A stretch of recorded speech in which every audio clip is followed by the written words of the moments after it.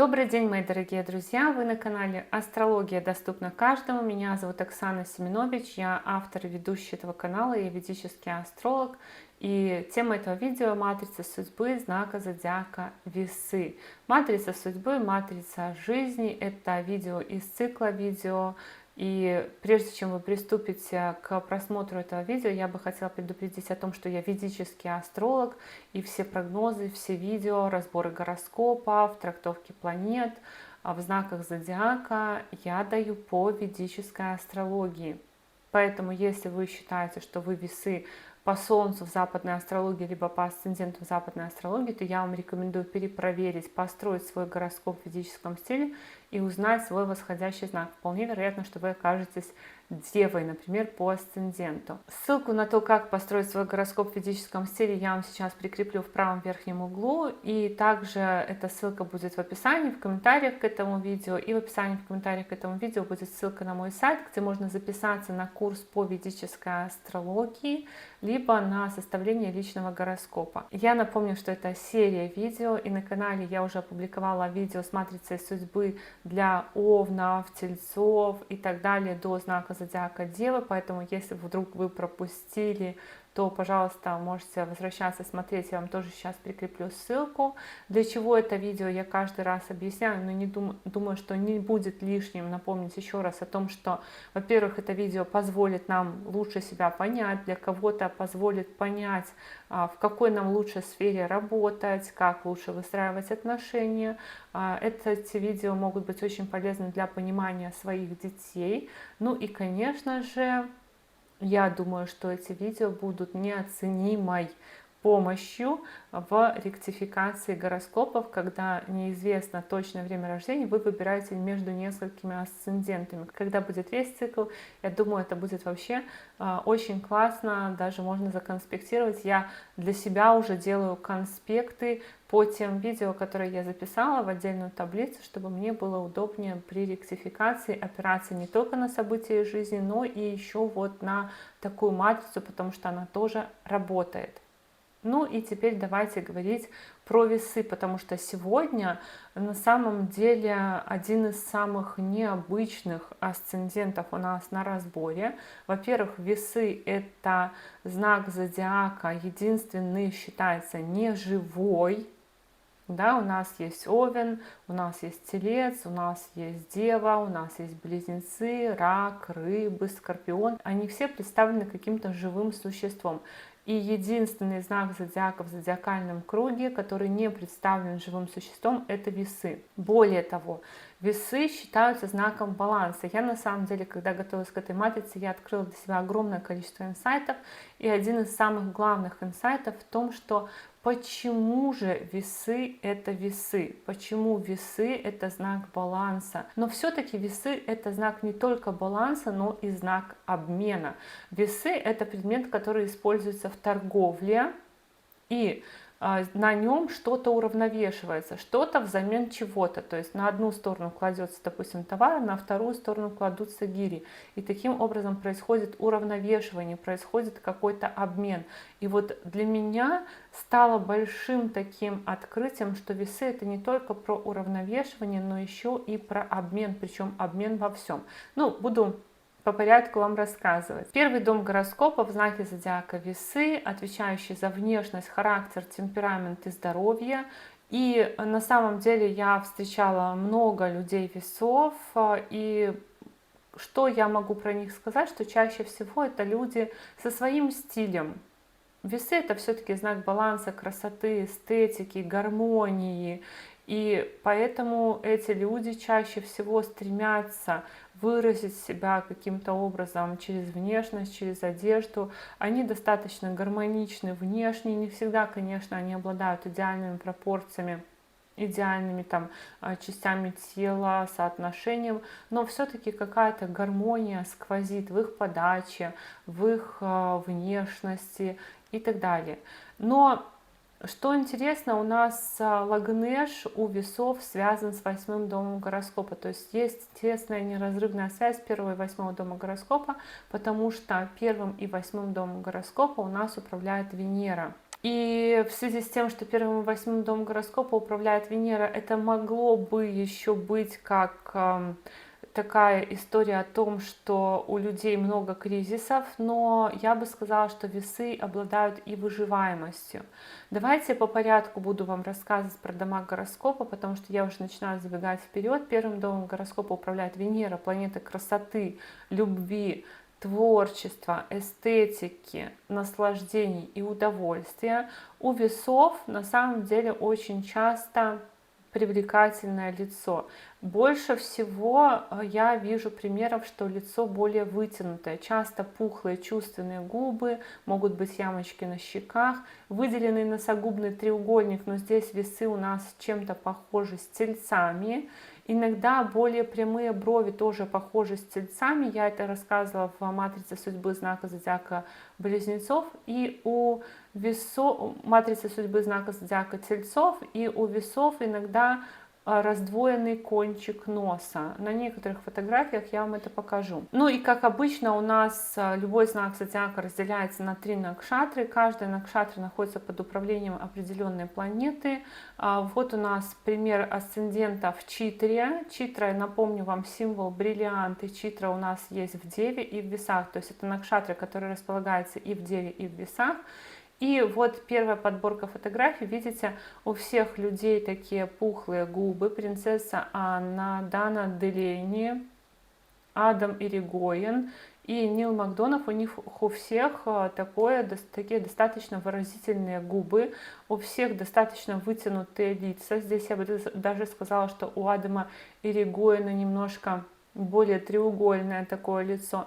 Даже у принцессы Анны носогубный треугольник явно выделенный, то есть немного как будто бы могут быть губы уточкой даже. И вот эта вот складочка, она видна даже чаще всего в состоянии покоя у людей, когда человек вроде не улыбается, но часто это вот очень выделяется. В принципе, я бы сказала, что влияние Марса не особо здесь видно, только в каком-то немного медном оттенке волос. Ну, у Нила Макдонафа может быть за счет того, что влияет Марс, немножко такой красноватый цвет кожи, но не особо, в принципе. Но такие очень гармоничные, спокойные, я бы сказала, лица. Опять вот этот асцендент в Читре бриллиант, это тоже люди, которые стремятся каким-то образом, скорее всего, выделить себя, может быть, такая история, когда человек хорошо, гармонично смотрится там на сцене, на публике, либо чем-то выделяется. То есть Читра, она обладает привлекательностью для других людей, и к ним тянутся люди. Вот еще у нас 4 человека, представителя Читры. Эммануэль Девос, Венера в Близнецах, тоже пухлые губы. Карина Капур, Венера в Раке, очень красивая, с такими даже большими глазами, выразительными. И Олег Меньшиков тоже, кстати, все помните, наверное, у Меньшикова немножко все-таки есть особенность носа, у него как будто бы приплюснутый здесь кончик носа. Грант Моррисон, ну, хотелось бы спросить, как вы считаете, в каком знаке зодиака у него Лагнеш находится? У него Венера во Льве, и вот такая вот ранняя у него лысина, раннее облысение, но при этом тоже очень у него такой... У него все такие фотографии, как будто бы он играет, хотя он на самом деле, по-моему, писатель, но при этом на всех фотографиях он очень сильно позирует, он очень сильно так выделяется. Ну, конечно, Венера во Льве, это понятно. Следующая накшатра весов — это Свати. И вот Свати, помимо этих общих черт, то есть вытянутое какое-то лицо, пухлые губы, она еще дает какую-то изюминку во внешности по носу. Я вот сколько фотографий пересмотрела. Смотрите, у Эрика Бальфура у него как будто бы немного искривленный нос. У Джошуа Далласа тоже очень видно, что у него искривленная носовая искривленный нос немножко в сторону. У Сесиль Кассель тоже на самом деле немного искривленный нос. У Ники Кокс, ну, такая фотография достаточно далеко, этого не видно. Но вот ощущение, вообще Свати управляет Раху, и ощущение все-таки есть немного какой-то магичности у этих у этих людей, какой-то такой таинственности, либо какого-то чего-то неправильного. Вот Раху может давать такую историю. И у Свати, помимо искривленной какой-то формы носа, может быть присутствовать еще склонность к переделке себя. То есть они очень, вот эти весы, которые стремятся к тому, чтобы гармонию какую-то привнести в свою внешность. Вот еще 4 представителя Свати. Здесь у нас человек, который, ну, по Скорпионе, да, видите, Венера в Скорпионе, Лагнеш в Скорпионе, и смотрите, как он себя меняет, какие татуировки, уши, такие серьги или дырки в ушах, не знаю. Ну, тоже у всех такое достаточно вытянутое лицо, хотя на самом деле, что удивительно, вообще более тяжелую челюсть должен давать Марс, а не Раху. Но на примере вот этих весов мы посмотрели, весы Читры, они более все-таки воздушные, такие легкие, чем весы Свати по фотографиях. По фотографиям у Свати более такая мощная челюсть. Ну, да, она даже не мощная, она как будто бы немножко неправильный прикус. Видите, тоже видно раздвоенный кончик носа у Сельмы Эргеч. И причем на этой фотографии это не очень хорошо видно, но в целом на некоторых фотографиях это видно очень явно. Тоже такой немного приплюснутый, как будто бы немного искривленный нос у Анны Гавальды. И у всех, в принципе, у большинства Свати какая-то есть история с носом. Но помимо этого они еще склонны к переделке себя. И Свати на этом слайде, по-моему, Ники Кокс, она еще так очень сильно губы себе сделала. То есть есть какая-то у Свати больше история. Раху влияет на первый дом. И здесь у нас зона весов, зона красоты, поэтому люди могут, наверное, как-то по-особенному чувствовать красоту. Ну и символ Свати, конечно, росток, поэтому, возможно, у людей какие-то еще могут быть метания, пока они найдут что-то свое, хотя все равно и Свати тоже, я знаю нескольких людей Свати весов, которые очень умеют подобрать одежду, которые изысканные, элегантные и так далее. Ну и последняя накшатра весов, которая есть в весах и есть в Скорпионе, это накшатра Вишакха под управлением Юпитера, поэтому эта накшатра может давать более крупные какие-то черты лица, либо укрупненный в целом скелет, то есть сам человек может быть крупнее, чем обычно. Ну, Рэйчел Броснахан тоже видно, что у нее немножко есть такая раздвоенность носа. У Джеймса Кевизела тоже есть такая раздвоенность носа, вот самого кончика носа. Ну и все они тоже с достаточно пухлыми выраженными губами. В целом я бы сказала, что все люди эти красивы, каждый по-своему, но у каждого есть какая-то магическая такая немножко красота. Тут тоже Вишакха у нас, Вин Дизель с Кету и Марсом в первом доме гороскопа, Венера во Льве. Здесь, кстати, я написала, что у Вина Дизеля здесь из фильмов о гонках. А вообще сам первый дом гороскопа под управлением Венеры, планеты любви, красоты и творчества. Поэтому люди могут не только разбираться в красоте, они могут хорошо разбираться в машинах. Среди весов очень много водителей, дальнобойщиков, там просто коллекционеров автомобилей. Их это может трогать, им эта тема может нравиться. То есть водить машину, иметь машину, ну не только машину, какой-то транспорт. Ну вот такие вот у нас весы, все, в принципе, я бы сказала, очень симпатичные. У всех есть какая-то изюминка такая гармоничная во внешности. Но я бы даже сказала, что вот у весов, если мы, помните, смотрели Тельцов, если кто помнит, мы смотрели когда Тельцов, у них есть из-за влияния Меркурия на второй дом гороскопа склонность к ранним морщинам, потому что у них такая подвижная мимика. Но у весов мы этого не наблюдаем, у них лица более такие спокойные, более мягкие и, скорее всего, не подвержены такой активной мимике. Ну, весы считаются еще знаком дружелюбия и скромности, поэтому, возможно, внешность весов такая вот первая подача весов, что они такие очень скромные, спокойные, умиротворенные. Ну, не факт, да. Джим Керри, мы вообще знаем, он комик, у него очень активная такая фильмография, и он в совершенно разных ролях, в том числе в комедийных ролях. Но, кстати, Джим Керри в комедии преуспел, он Вишакха, да, который родился под управлением Юпитера, в том числе не только Венера, но еще и Юпитер. Но вот это сочетание Венеры и Юпитера при рождении может давать склонность и разбираться в трендах моды, может давать склонность разбираться, преподавать что-то, но и юмор здесь тоже присутствует. Рэйчел Броснахан играла в фильме, в сериале девушку-юмористку. Джим Керри у нас тоже считается комедийным актером.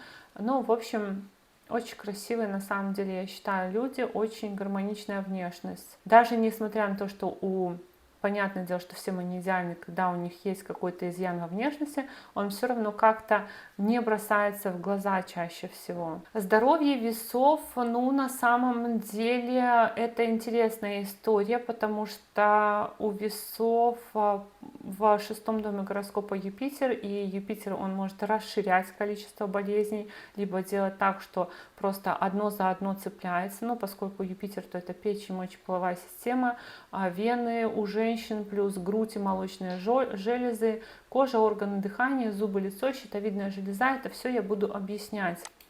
Характер и темперамент, я бы сказала, что у весов психика слабее, чем физические силы. Они вообще на самом деле физически очень выносливы, но психологически они более утомляемы. У них физически, скорее всего, очень развитые сильные руки и ноги, но при этом психологически вот они часто не удовлетворены тем, что имеют, могут быстро утомляться от ментальной деятельности и могут хранить много тайн. Второй дом у весов в знаке зодиака Скорпион, и второй дом гороскопа отвечает за лицо, зубы, речь, питание, родительскую семью, деньги и ресурсы. И вот с этого слайда я хочу начать рассказ о том, что у весов все наоборот. Почему весы это знак весы, почему они так названы, почему я говорю, что это знак обмена. Во-первых, первый дом гороскопа мы рассматривали знаки зодиака весы. Весы это седьмой дом, прототип седьмого дома гороскопа, дома партнерства. И, соответственно, это не я, это другие люди. Поэтому говорят, что вот знак зодиака весы, он за дипломатию, он за то, чтобы прислушиваться к другому мнению, либо самооценка может зависеть от мнения других людей. То есть это как бы проекция других людей на нас. И у весов на самом деле гороскоп перевертыш. Перевертыш, поэтому у весов могут в жизни происходить такие интересные вещи, с точки зрения того, что весы обладают, распоряжаются чем-то чужим, а их имущество, их какие-то вещи, их какие-то заслуги могут быть у других людей. У весов вторым домом гороскопа управляет Марс, и здесь знак зодиака Скорпион во втором доме гороскопа, знак, который у нас вообще-то находится в восьмом доме, то есть это дом чужих ресурсов. И у весов, получается, в их доме денег знак чужих ресурсов, то есть распоряжение чужими деньгами, либо доход через чужие деньги. Ну, давайте рассмотрим влияние Марса на второй дом. Сарказм в речи, конечно, склонность к интоксикациям, либо, допустим, быстро есть, либо ругаться, либо каким-то образом еще вот таким вот громогласно говорить и что-нибудь такое. А с раннего детства весы могут быть приучены к спорту, потому что второй дом — это дом родительской семьи, и то, что мы впитываем в родительской семье, образование, которое мы получаем в родительской семье. Поэтому весы, скорее всего, такие спортивные. Несмотря на то, что весы — это знак баланса, знак хрупкости, весы с детства приучены к спорту, либо к каким-то физическим процедурам.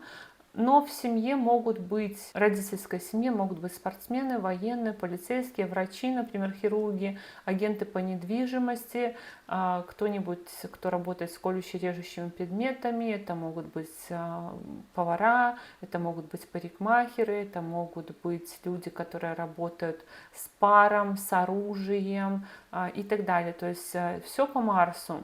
Но и поскольку знак зодиака Скорпион, это могут быть и скандалы дома, и семейные тайны, и кризисы в родительской семье, либо какие-то вот действительно тайна, допустим, начала семьи, либо у семьи какой-то сложный путь. Доходы могут быть у весов от фармацевтики, от финансов, эзотерики, налогов, наследства, спорта, войны, сантехники, кризисов и опасности, недвижимости, от тайн, например, детектив-криминалист, от запрещенки, то есть все, что запрещено, от распоряжения чужими деньгами. Например, карточка оформлена на другого человека. То есть весы могут пользоваться каким-то чужим имуществом, пользоваться какими-то чужими деньгами, распоряжаться. То есть весы, допустим, могут быть чьими-то опекунами, распоряжаться чужими финансами. У весов все наоборот. Чужие деньги – это их деньги. Их деньги – это чужие деньги. В общем, какая-то такая история. Травмы, естественно, лица, глаз, зубов, потому что знак Марса в доме лица, поэтому это могут быть там случайно где-то там зуб выбили или что-нибудь такое. Несмотря на то, что лицо у них красивое, но по Марсу могут быть истории шрамов на лице и каких-то таких вещей. Третий дом гороскопа в знаке зодиака Стрелец отвечает за младших братьев и сестер, за друзей, за хобби, руки, короткие поездки, храбрость и собственные усилия. И у весов в третьем доме гороскопа управляет Юпитер. Знак зодиака Стрелец у нас относится вообще к девятому дому гороскопа, который напротив третьего. Девятый дом – это высшее образование, второе высшее образование, либо еще зарубежные поездки, либо духовность, религия, удача.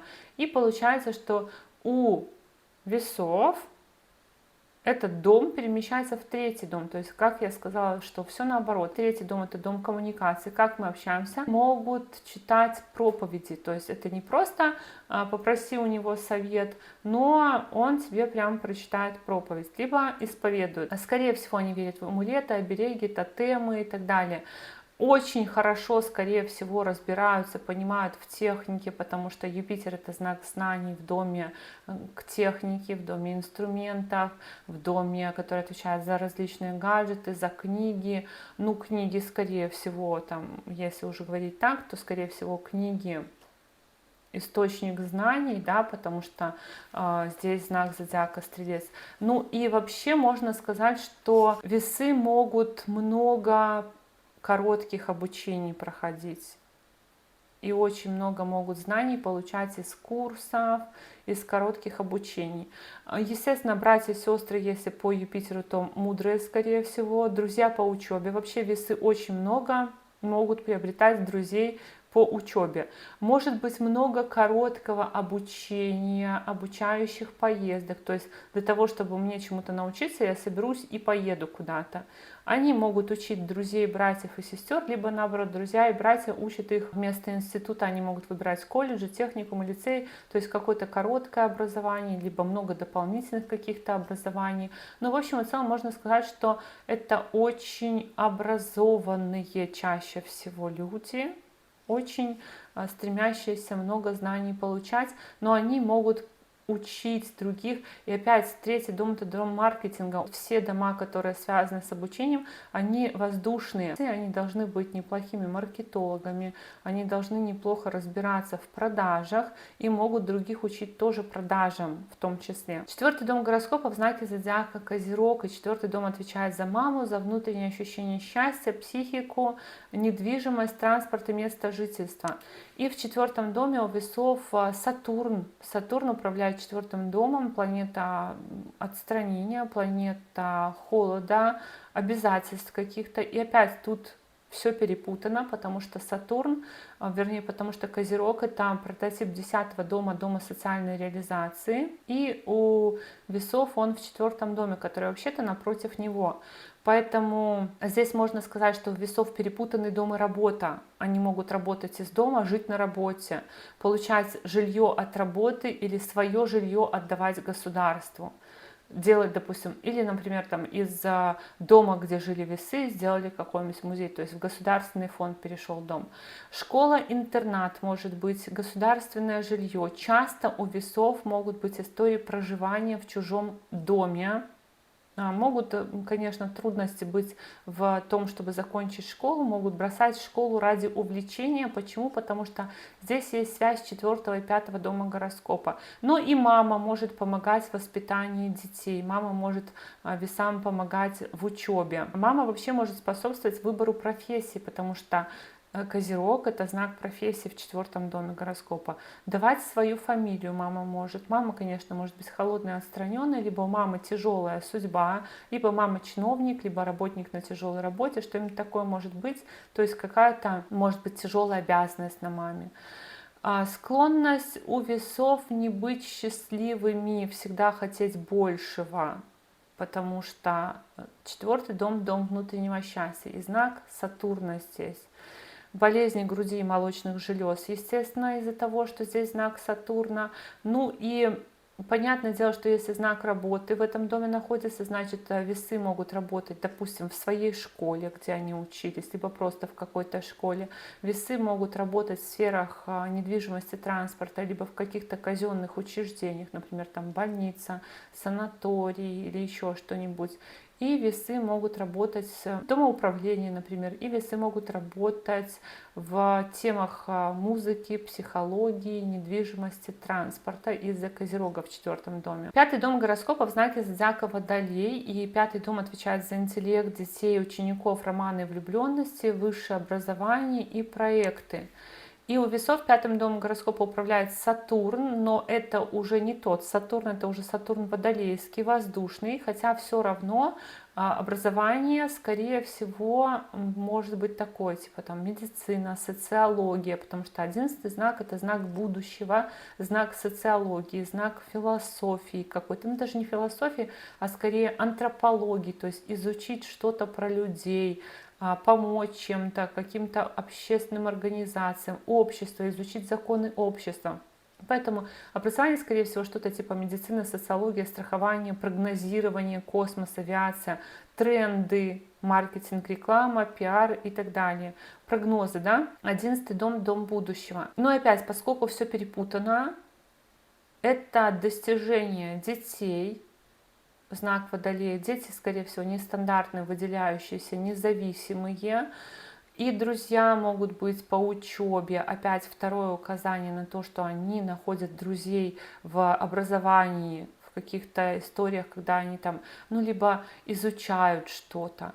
Потом сообщество по интересам, конечно же, будущее связывают со своей учебой, может быть. Либо еще такая история: учатся за друзей, или друзья учатся за них, допустим, под чужим именем. Я, конечно, такого не находила в чьих-то примерах, ну и кто признается. Но в целом такое может быть. То есть 11-й знак — это знак друзей, знак каких-то сообществ. Кто-то учится за меня, а я учусь за кого-то.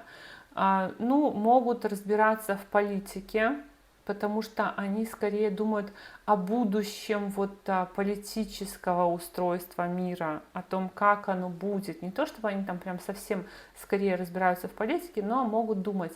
И это минус на самом деле по детям, потому что Сатурн управляет 4-м и 5-м домом гороскопа. 4-й дом гороскопа для детей — это дом отстранения, уединения, поэтому может быть такое, что дети могут куда-то уезжать, либо дети с детьми на расстоянии могут быть. И, конечно, тоже дети могут быть достаточно непослушны, если говорить про Водолей. Ну и поскольку знак Сатурна в 5-м доме, доме сердца, то и болезни сердца тоже не исключены. Интеллект, конечно, может быть гениальным. В какой-то степени можно сказать, что здесь есть указание на гениальность интеллекта, потому что 11-й дом — это дом озарения все-таки. 11-й знак — это знак озарения, это знак прозрения какого-то. Поэтому могут быть какие-то нестандартные идеи, нестандартные решения у весов. 6-й дом гороскопа в знаке зодиака Рыбы, и в 6-м доме гороскопа у нас враги, долги, болезни, борьба и служение. И у весов 6-м домом гороскопа управляет Юпитер. Это 2-й дом, которым управляет Юпитер. По Юпитеру понятно, что заболевание — это печень, поджелудочная железа, плоскостопие и проблемы со ступнями, потому что здесь знак зодиака Рыбы, знак, который отвечает, прототип 12-го дома гороскопа, который у нас отвечает за ступни. Поэтому какая-то история может быть с ступнями, с ногами, какие-то болезни ног могут быть. Ну и поскольку Юпитер здесь у нас находится, Юпитер расширяет, поэтому может быть много болезней, либо болезни там, если есть, то они как бы цепляются одну за одну. Или врагов может быть у весов много. Весы могут скрывать свои болезни, скрывать свои проблемы, потому что знак исчезновения в 6-м доме гороскопа. Работа может быть с обувью, ногами тоже, подолок и прочее. Работа со смертью, переходом между мирами. Опять вот история иллюзий, жидкостей. Но с точки зрения, вот помните, во 2-м доме гороскопа там Скорпион. Скорпион — это знак, который отвечает за фармацевтику, за яды, и рыбы тоже отвечают за вот эти вот алкоголь и так далее, поэтому весы могут с этим работать, но и поездки тоже. Знак рыбы — это импорт-экспорт, это перемещение между мирами, поэтому опять может быть такая история, что это перевозки, плюс химия, фармацевтика, яды, фотография и съемки в работе, тайны в работе, опять же, то есть какая-то секретная деятельность, исчезающая работа, то есть просто так, сегодня была работа, завтра нету, что-нибудь такое, либо какая-нибудь редкая работа. Травмы ног, естественно, какие-то особенности ног могут использоваться в работе, споры из-за ног, из-за обуви. Ну и работа с обувью, понятно, тоже. Танцы, теннис, фигурное катание, скейтборд, чечетка, бег, велоспорт. Это все у весов может присутствовать. У них могут быть очень сильные ноги. Связь 3-го и 6-го дома по Юпитеру. Юпитер управляет 3-м и 6-м, поэтому может быть работа руками с помощью хобби. Спорт, опять, то есть множественные указания на спорт. И проблемы у младших братьев или сестер, или они могут служить, например, где-то, или работать в медицине. Но опять же, хобби и работа здесь связаны, поэтому множество интересов может присутствовать, множество направлений тоже может присутствовать, которые весы могут которыми интересоваться для себя. То есть для себя там это изучить, для себя это изучить, такое самообразование. 7-й дом гороскопа в знаке зодиака Овен. 7-й дом отвечает за партнерство, за коллег по работе, коллег по команде. И вот оно, Овен, это прототип 1-го дома гороскопа. То есть вообще-то я в 7-м доме, а 7-й дом во мне. Условно, да, в 1-м доме гороскопа знак других людей, знак партнеров, а в 7-м доме гороскопа знак меня. То есть поэтому весы скорее вот говорят, что весы растворяются в партнерстве, что весы могут свою самооценку завязывать на то, как их видят другие люди, что можно, что нельзя, что разрешено, что не разрешено. И здесь, конечно, направленность, скорее всего, самих весов на партнерство показана тем, что в 7-м доме у них Овен. То есть они партнерские люди, хотя не всегда в партнерстве им просто, потому что у весов 7-м домом управляет Марс, планета конфликтов. И, во-первых, партнеры могут попадаться воинственные, спортивные, агрессивные, либо независимые, единоличные, либо те, которые работают в рисках, с огнем, паром, оружием, колюще-режущими предметами и так далее. Но и при этом у весов Марс управляет 2-м и 7-м домом гороскопа. 2-й дом для 7-го дома — это дом смерти, дом кризиса, поэтому у них в партнерстве, с партнерством могут быть связаны кризисы, либо партнеры, вот поскольку они в целом марсиане такие высокорисковые, то партнеры тоже могут попадать в истории каких-то кризисов. Деньги через партнерство или через кризисы в партнерстве, потому что есть связь 2-го и 7-го дома гороскопа, но весы могут и сами содержать партнеров. Тут опять же такая история, что у весов может быть сегодня я тебя содержу, завтра ты меня. Резкие кризисы и разлуки в браке, травмы партнеров из-за связи между 2-м и 7-м домом гороскопа. 8-й дом гороскопа, который отвечает за кризисы, риски, смерть, выживаемость, чужие ресурсы, у весов знаки зодиака Телец. И тут тоже наши деньги ушли в дом чужих денег, потому что Телец — это прототип 2-го дома гороскопа, наших денег, а у весов он находится в доме чужих денег, поэтому мы пользуемся чужими деньгами, другие люди пользуются нашими деньгами. Ну, я не могу сказать, что по Тельцу в 8-м доме гороскопа партнеры весов жадные, скорее всего не жадные, но при этом вот могут пользоваться и они нашими деньгами в какие-то моменты. Сами весы могут прятать свои деньги, могут делать скрытые накопления или опять же зарабатывать на темах скандалов, кризисов. в финансах, в сантехнике, в хирургии, в эзотерике, темах смерти и прочее. Ну и, конечно, опять второе указание на то, что могут быть проблемы с глазами, зубами, по Венере еще почки, зрение, мочеполовая система, потери транспорта или транспорт, опять же, скрытный какой-то. У меня есть машина, я никому не скажу. Либо транспортное наследство от выигрыша или в подарок. Ну и из-за того, что это связь, то есть первый и восьмой дом гороскопа, моим телом и моими кризисами управляю я сам. То есть весы сами могут, наверное, создавать кризисы в своей жизни, но и из-за этого и выживаемость у них достаточно высокая. Вот как ни странно, но выживаемость у весов достаточно высокая. Я читала много интересных историй, когда люди просто переживают мощнейшие кризисы, но возрождаются. Девятый дом гороскопа в знаке зодиака Близнецы. Девятый дом отвечает за отца, учителя, мораль, религию, высшее образование, зарубежное путешествие и отношения с властью. И у весов в девятом доме гороскопа управляет Меркурий. Меркурий — планета знаний. Вообще-то Близнецы — это знак третьего дома гороскопа, того, который напротив девятого, опять же. Поэтому тут опять что-то перепутано. Опять там, где высшее образование, там у весов знак просто интереса, любопытства, знак коммуникации. Но опять же, это говорит о том, что весы очень много общаются по учебе. Опять же, очень много интереса к учебе. Образование, опять же, может быть маркетинг, коммуникации, бухгалтерия, журналистика. А если это медицина, то это какие-нибудь вирусные болезни. Если это, опять же, это могут быть международные перевозки, международные отношения, но и интерес к разным религиям. И у весов есть тенденция к смене религии, потому что, во-первых, есть интерес, во-вторых, 9 и 12 дома связаны через Меркурий. Отец у весов общительный, моложавый, предприниматель либо мошенник, потому что Меркурий — это такая планета. Или отец, например, намного младше мамы. Ну и с отцом, как с другом, на равных, скорее всего, общение, но и потери отца тоже могут быть по связи с 12 домом гороскопа, либо отец где-то постоянно в поездках. Склонность к общению с властью, руководителем, учителем, то есть быть на короткой ноге. У весов может быть такое: быть на короткой ноге с властью, постоянно с ними общаться, то есть это знак общения в доме власти. Ну и, скорее всего, много путешествий и, опять же, много учебы, бесконечная учеба у весов. 10-й дом гороскопа в знаке зодиака Рак отвечает за репутацию, статус, карьеру и общественную деятельность. И у весов 10-м домом гороскопа управляет Луна, планета, которая отвечает за нашу психику. В 10-м доме знак, который должен быть напротив, дом Луны. Дом, который отвечает, знак, который отвечает за наш психологический комфорт, он в доме социума.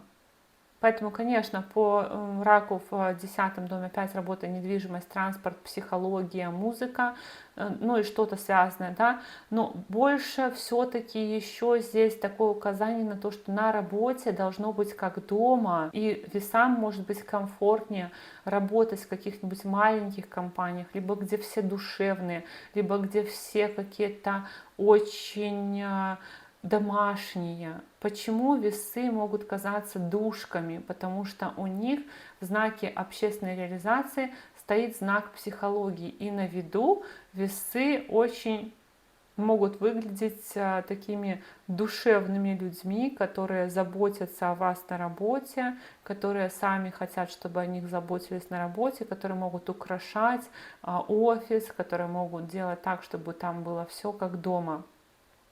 И отсюда такой вывод, что весам работа должна быть психологически очень комфортна.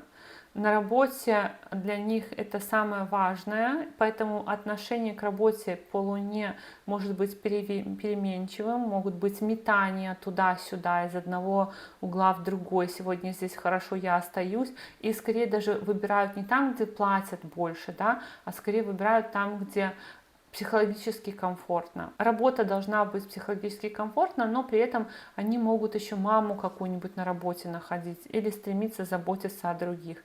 И это еще одно указание на то, что статус могут получать через маму, либо через государство какое-то.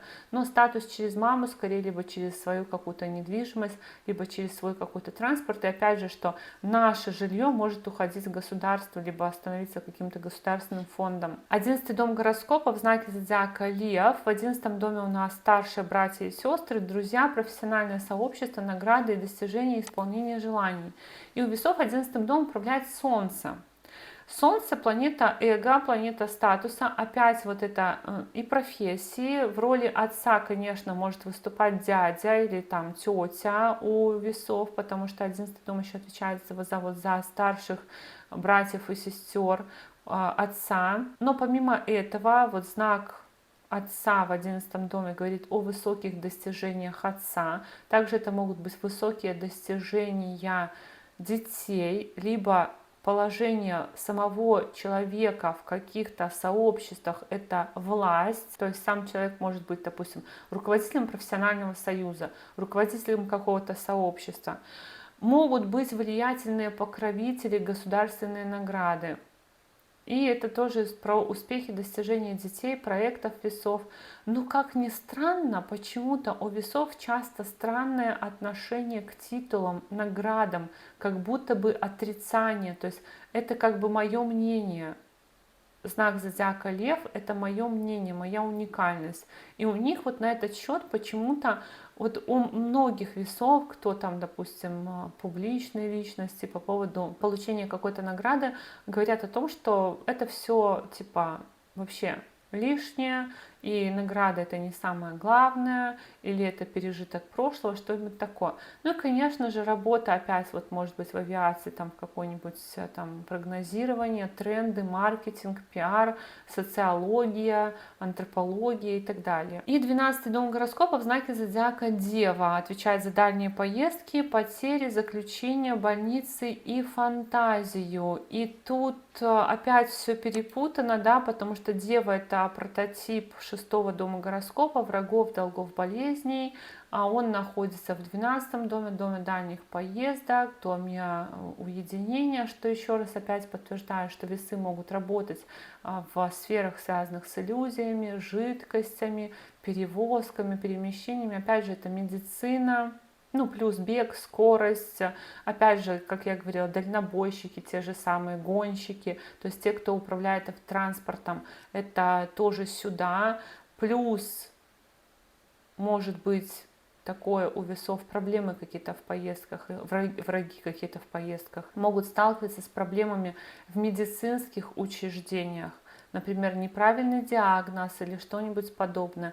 Либо в больницах может становиться хуже, могут быть какие-то врачебные ошибки, когда человек именно помещается в больницу, в санаторий, например, приехал в санаторий, там где плохо, не нравится. То есть такая история может быть. Ну и с точки зрения, допустим, фантазии какой-то, то можно сказать, что вот какие-то они умеют технически разобрать на составляющие, допустим, там что-то связанное с искусством, с иллюзией, могут, допустим, детально погрузиться, как там делается видео, как делается картина, прорисовывается, как создается какое-то платье, что-нибудь такое. То есть у них техническая подкованность именно в сфере иллюзий может быть. Ну и давайте смотреть на примерах. Как обычно, Кендрик Ламар, первый у нас пример, весы, и у него такая история. По Скорпиону во 2-м доме гороскопа отец участник уличных банд, мать парикмахер, колющие режущие предметы. Семья жила очень долго в социальном жилье, вот этот вот 10-й знак в 4-м доме гороскопа. Исповедальный стиль песен, вот это интересно, вот этот вот дом, который отвечает за наши документы, который отвечает за наши короткие поездки, за наше общение с друзьями. Здесь знак Юпитера, но не просто здесь стрелец. Стрелец — это религия, удача, мораль, философия. И у него вот исповедальный стиль песен. Он враждовал с другими музыкантами. Да, у него, конечно, еще Раху в 6-м доме гороскопа на то, чтобы повраждовать. Но что интересно, когда он враждовал с другими музыкантами, другой рэпер высмеивал размер его обуви. Он высмеивал размер его обуви. И высмеивал помимо этого отцовство. Кстати, вот я не сказала, что по Юпитеру в 6-м доме гороскопа могут быть еще проблемы с детьми у весов, потому что здесь знак Юпитера.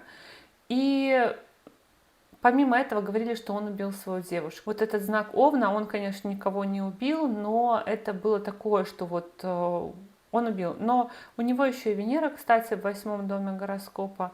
И в целом вот такая вот история, что он был один против многих, то есть если говорить, там не против одного выступаешь, а сразу против нескольких, то есть если есть какой-то враг, то сразу их там сразу много. Следующая это Келли МакГиллис, у нее отец терапевт, кстати, интересно, что я подобрала у них одинаково Сатурн в Скорпионе во 2-м доме гороскопа. Отец терапевт у нее, мать домохозяйка, бросила школу она ради актерской карьеры. Вот у них тут связь 4-го и 5-го дома гороскопа в весах, то есть школа и творчество может быть связаны. Школа и какое-то обучение, допустим, идти на учебу от школы по направлению. Вступила в брак с женщиной, ну, тайны, понятное дело, да, и тайны какие-то могут быть и по Венере в 8-м доме гороскопа, связанные с личной жизнью. Бывший муж владел баром, у нее знак Телец, кстати, в 8-м доме гороскопа у весов, то есть они могут зарабатывать на темах, связанных с питанием, с финансами, партнеры. Потом подвергалась она преследованию, вот эта вот история Овен в 8-м доме гороскопа, личная жизнь, связанная с кризисами. И из-за нападения в собственном доме добилась права на ношение оружия, что интересно. То есть это не только, ну, это имущество наше, которым мы можем владеть, да, поэтому в целом оружие здесь тоже может быть как наша собственность. Рафаэль Надаль, я думаю, что все вы знаете Рафаэля Надаля. Отец у него владел страховой компанией и рестораном. Боже мой, как интересно у меня сегодня все произошло. Я даже не заметила, пока не начала записывать видео, что гороскопы практически у всех вот Сатурн во 2-м доме гороскопа. С детства Рафаэль Надаль играл в теннис и футбол, и он считается одним из самых выносливых теннисистов. Что интересно, его кроссовки меняются в течение всего сезона, но на пятке правого ботинка всегда написано Рафа и логотип быка на левом кроссовке. То есть есть какая-то особенность, связанная с обувью, может быть какая-то особенность. Ну и в целом это можно использовать, допустим, даже в работе какую-то особенность, выделяться, что-то там усиливать, укреплять, да. И Кенда Перес, фотомодель и телеведущая, у которой отец мастер боевых искусств, опять же, вот у нас тут Скорпион. Она снималась в сериалах, несмотря на то, что она фотомодель и телеведущая, она снималась в сериалах про UFC, то есть про единоборство, комментировала несколько боев, то есть вот в Доме речи, в Доме денег у нее знак Марса, который отвечает за спорт, за какое-то насилие в том числе. И она замужем за бойцом UFC, я не знаю, правильно ли я читаю эту аббревиатуру. Вот он, знак зодиака Овен, знак спорта, опять же, в 7-м доме гороскопа, в доме партнерства. Вот так, мои дорогие друзья, такой у нас с вами был анализ матрицы судьбы знака зодиака Весы. Я надеюсь, что это видео было вам интересно и полезно. Я благодарю вас за поддержку этого канала в виде ваших лайков, комментариев и обратной связи. Но если вы еще не подписаны на этот канал, то, конечно же, приглашаю вас подписываться. И до новых встреч. Пока-пока.